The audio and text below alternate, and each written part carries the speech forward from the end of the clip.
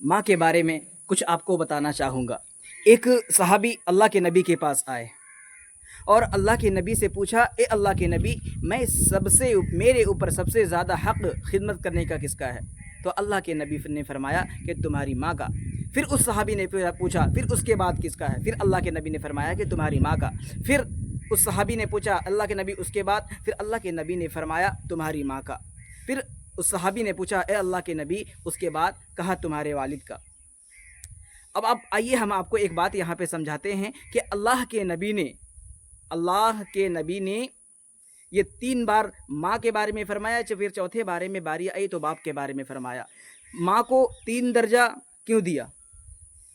تو اس کی وجہ محدثین یہ بیان فرماتے ہیں کہ ماں ان 3 پریشانیوں میں اکیلے شامل رہتی ہے جس میں باپ شامل نہیں ہوتا ہے۔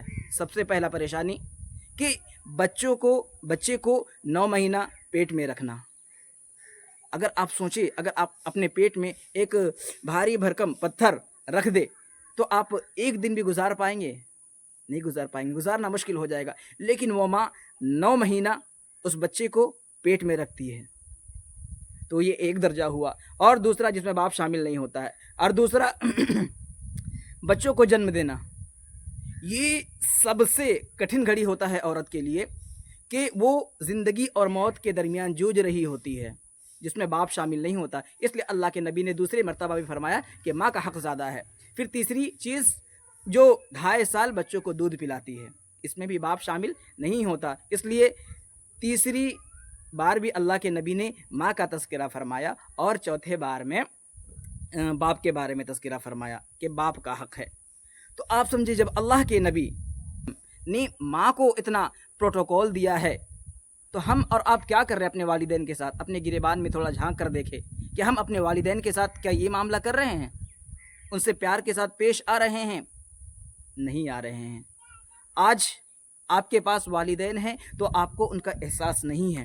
ماں باپ کو جتنا زیادہ ہو سکے اتنا زیادہ عزت دے۔